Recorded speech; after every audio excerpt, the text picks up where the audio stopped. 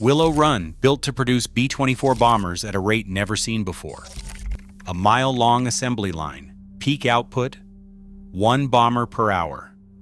42,000 workers, the most advanced industrial site on Earth in 1944. And just 2 years later, it was trying to build cars instead of bombers. By 1955, the car empire that was supposed to rival Detroit was gone. Henry J. Kaiser was not born to the auto world. He made his name on the West Coast, pouring concrete for highways, raising dams out of desert canyons, and then, when war came, turning shipyards into engines of national survival. In 4 frantic years, his yards launched more than 2,000 Liberty ships, steel vessels that crossed the Atlantic faster than U-boats could sink them. At the height of the war, one ship was launched just 4 days and 27 hours after its keel was laid for Washington. He was the man who made the impossible routine. But in Detroit, Kaiser was something else entirely. He was an outsider. He hadn't grown up in the world of chrome and crankshafts. He didn't have a seat at the clubs where the Big Three set the rules. Kaiser didn't come from Detroit, and Detroit never forgave him for that. Still, the end of the war brought a new ambition.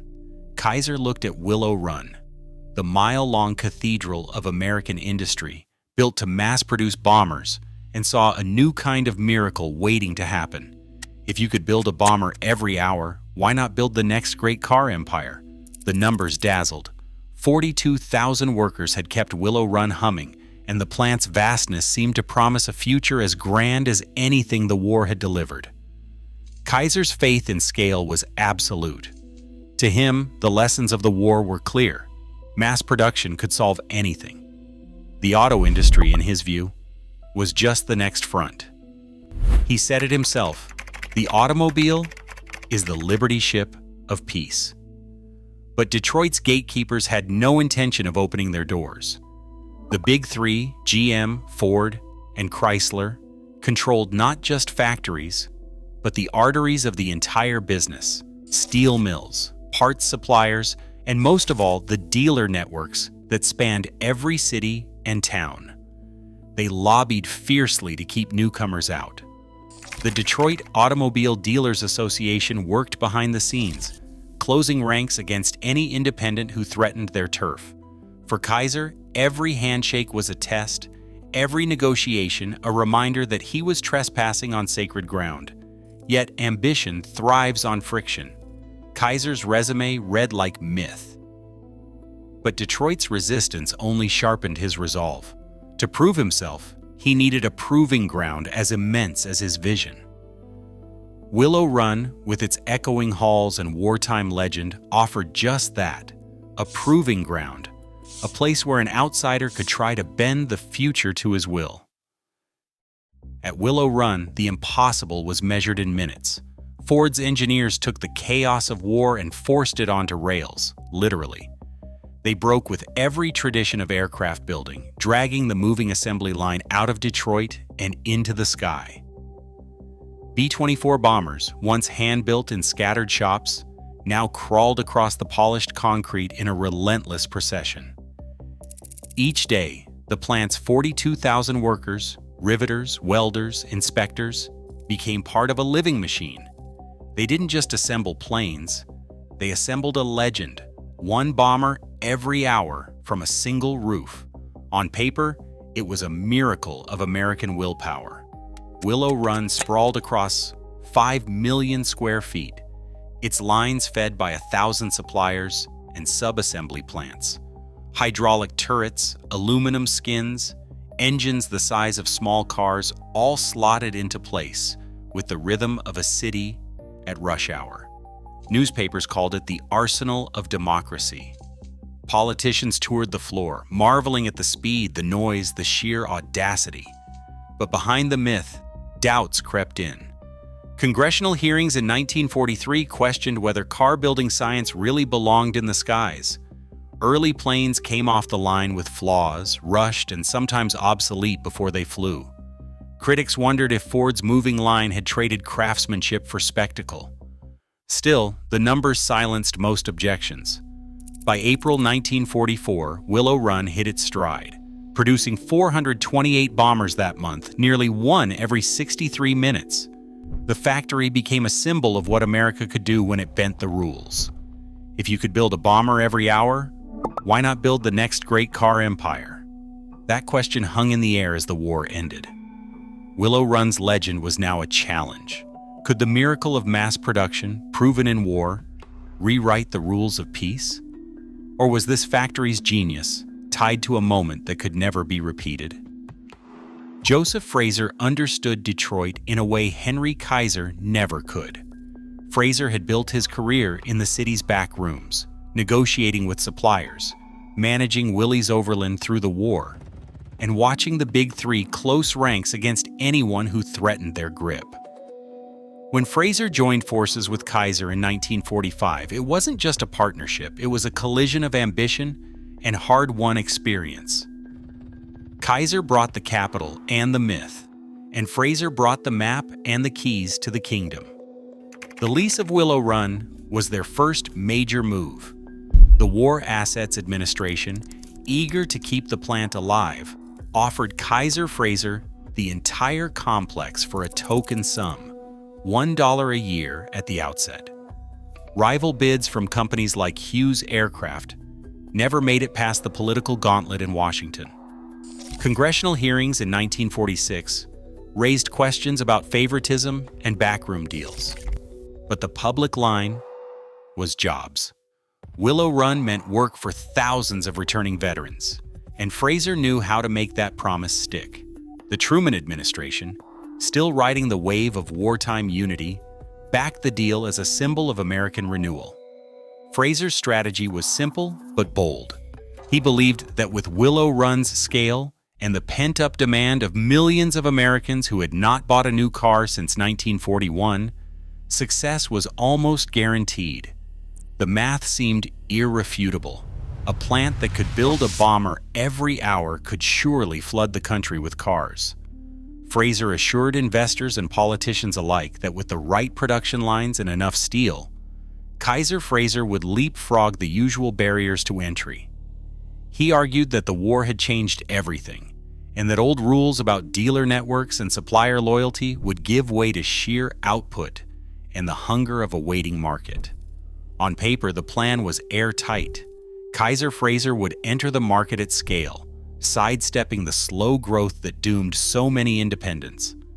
The $1 lease, the promise of jobs, and the legend of Willow Run's wartime output created a sense of inevitability. For a moment, it looked like Detroit had a new rival. The headlines celebrated the deal as a turning point for American industry, and the plant's echoing halls filled once again with the sounds of assembly lines and the hope of a new era. Yet beneath the optimism, the deal carried its own risks. The Big Three watched warily as Kaiser and Frazer moved in, and their lobbyists warned that the newcomers underestimated the invisible machinery of Detroit, the supply chains, the dealer networks, the quiet agreements that kept the industry's heart beating. But for now, the doors to Willow Run were open, and a new kind of empire was being built on the bones of the old. The first Kaiser and Frazer cars rolled out of Willow Run in 1947, and the response was electric. Dealers, starved of new stock after years of wartime rationing, placed orders by the tens of thousands. Factory floor managers watched as pre-orders stacked up, over 50,000 before the first model even reached a showroom. Reporters called it a new dawn for American industry. In that brief window, Kaiser-Frazer became the country's fourth largest automaker, trailing only the giants that had ruled Detroit for decades. That year, more than 133,000 cars wore the Kaiser or Frazer badge. For a moment, it looked like Detroit had a new rival. The cars themselves drew crowds. The Kaiser Special and Frazer Manhattan, with their sleek post-war lines and fresh silhouettes, stood out in a market still dominated by rehashed pre-war designs. Buyers lined up outside dealerships, some paying premiums just to get their names on waiting lists. Willow Run's vast halls, once echoing with the clatter of bomber parts, now pulsed with the rhythm of civilian production. The assembly line, engineered for war, seemed to have found its second act. Inside the company, the mood was buoyant. Executives toasted the sales charts. Workers cheered each production milestone. Henry Kaiser, ever the optimist, spoke of a future where Willow Run would outproduce any plant in America. The headlines matched the mood. Stories of the upstart shaking Detroit, of a new empire rising from the bones of the war machine. But euphoria has a way of masking warning signs. In the boardrooms of GM, Ford, and Chrysler, the big three were not idle. They watched Kaiser-Frazer's surge and responded with ruthless precision. Suddenly, the market flooded with cars.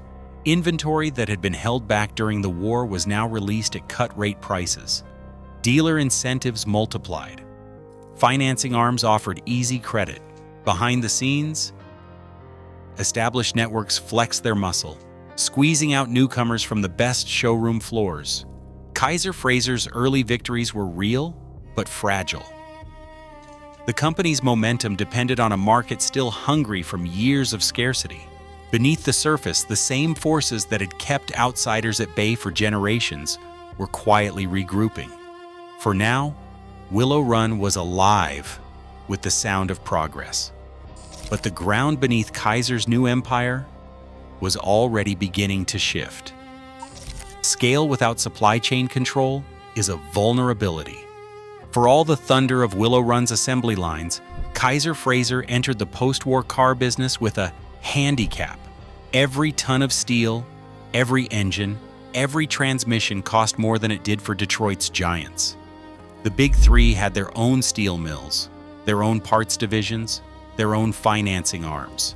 Kaiser-Frazer bought steel at a premium, 20 to 30% more per car, because they had no stake in the mills.